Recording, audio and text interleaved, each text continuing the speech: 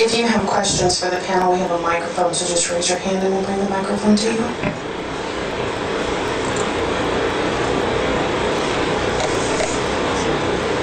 I'm just wondering how many of the SUVs you have on the road. We don't disclose the number, but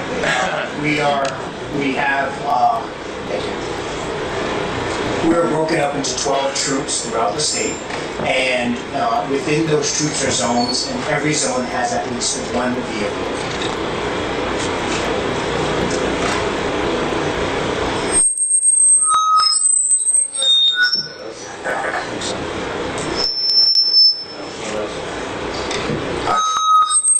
You don't need it.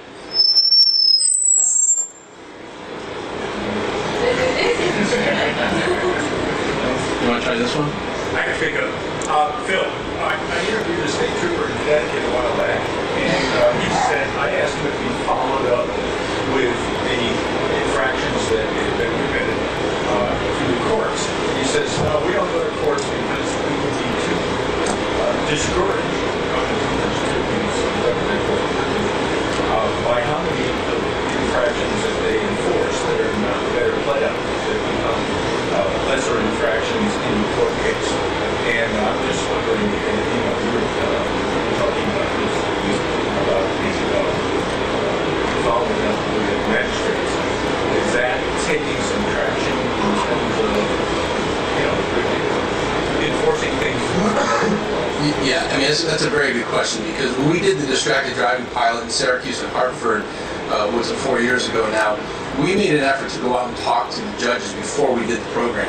Because we said, if we have the law enforcement out writing the tickets and doing the education, but the judges aren't enforcing the laws, it's not going to have an impact. And I think there was like a 97% conviction rate in Syracuse when we did the project. So you're right, it's a good question, but I think the victim impact panels that you saw that I talked about in Warren County and Washington County, and now they're spreading to Saratoga County. And you know, we have Joe McCormick here, our traffic safety resource prosecutor, who is going to be talking to the DAs. You know, trying to get more district attorneys to follow up on these convictions, and we're talking to the judges. You know, we have law enforcement liaisons in New York to get the message from us to the law enforcement. We have a traffic safety resource prosecutor to talk to the law enforcement, and we now have a judicial liaison, and her job is to take our message to the judges across the state.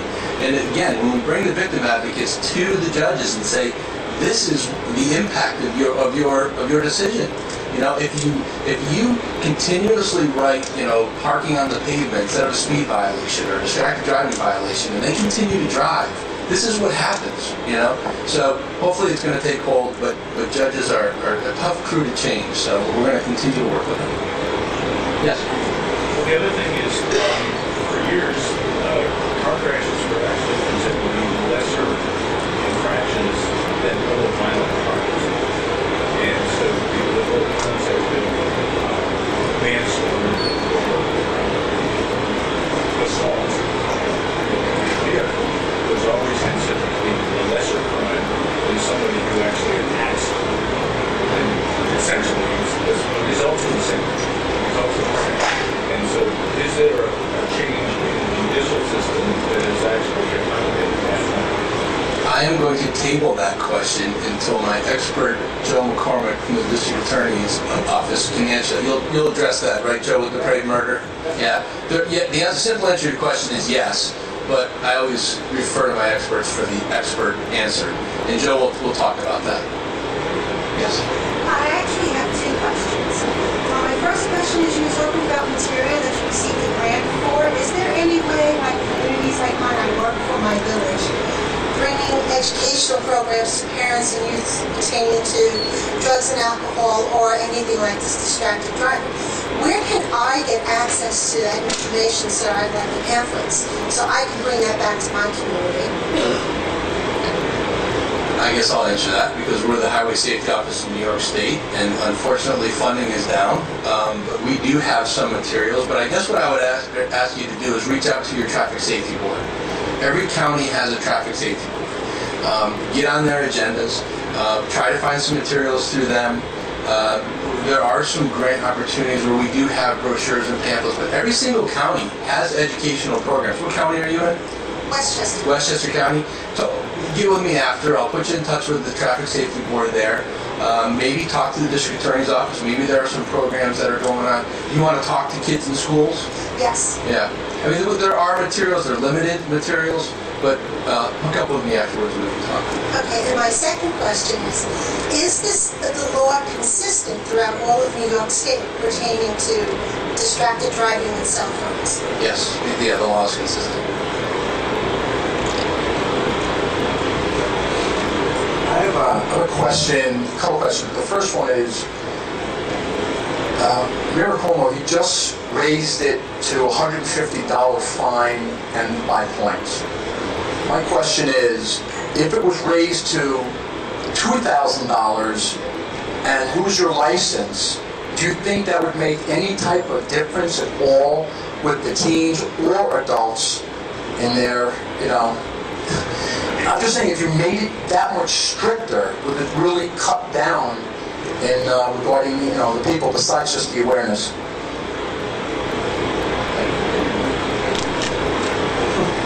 I'm not sure. I know that we enforce it.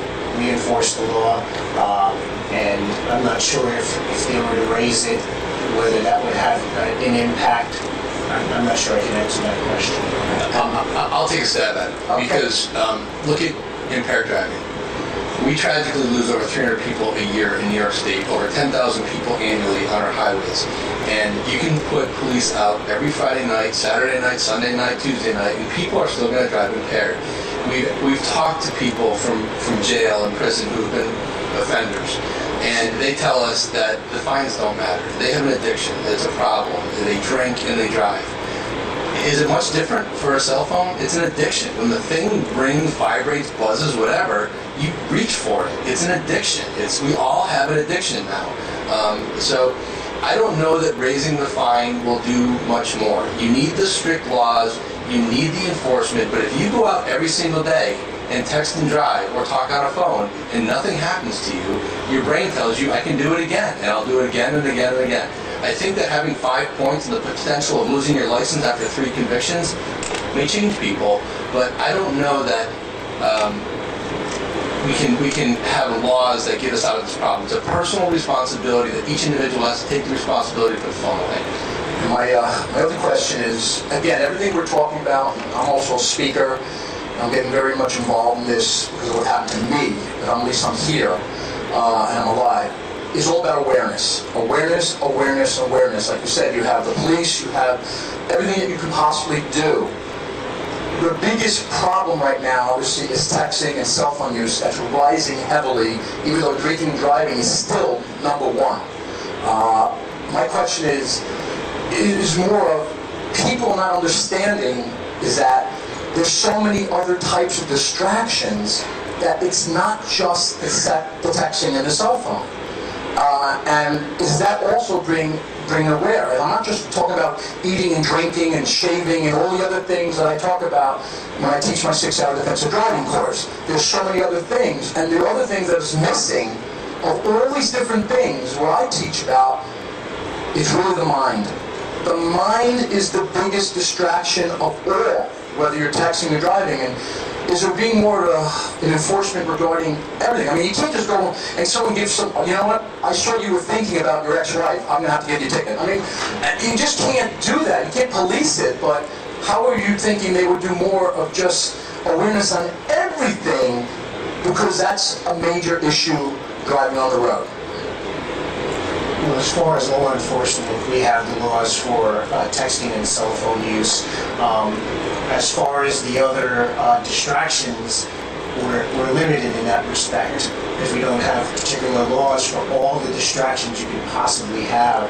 So that's why we approach it with education, and we approach it with the enforcement. It's not just the enforcement that's going to get the job done. And with GTSC and working with other agencies and having other partners, we have to be able to address this in multiple avenues in order to resolve the issue. And I think we have, because we're doing this streaming live and we have interaction through Twitter and email, we have an online question.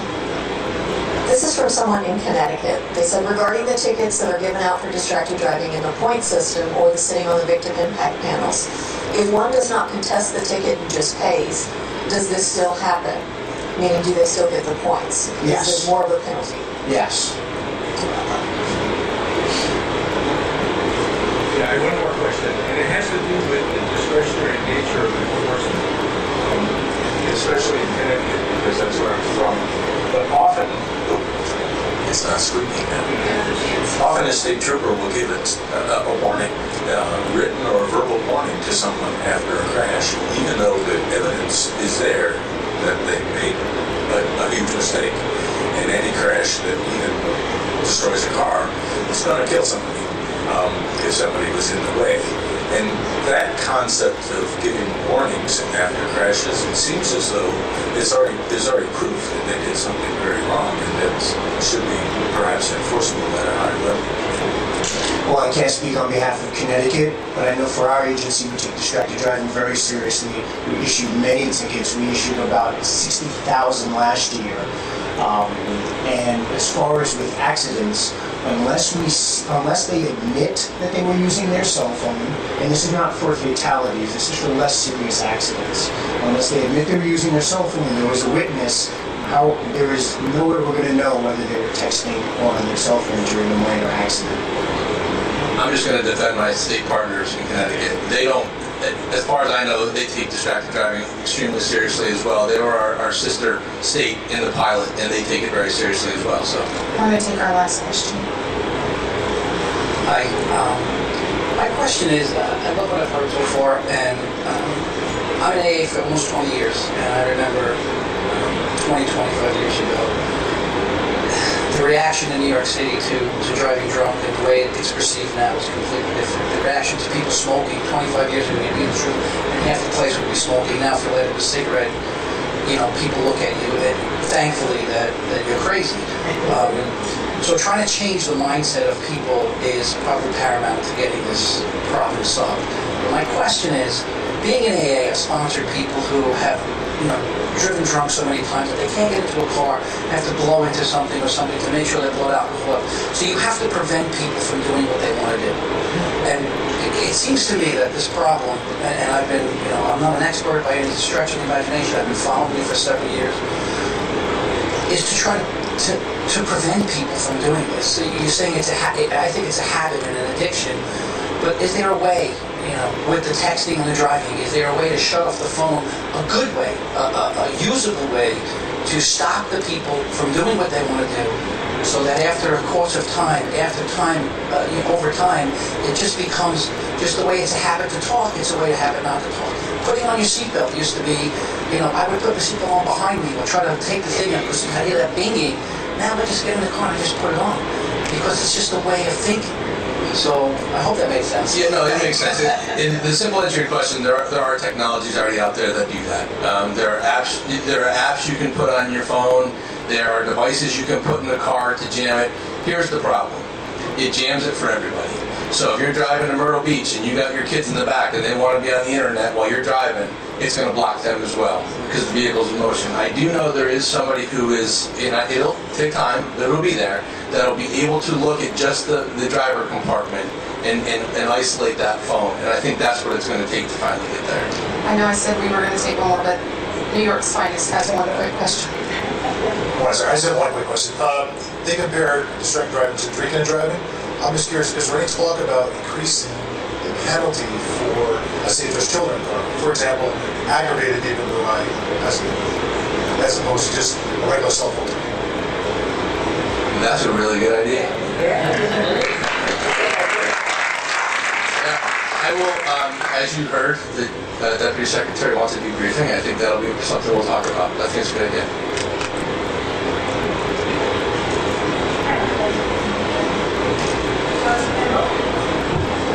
Thank you to the first panel, and we'll go ahead and get our second panel up and ready on stage.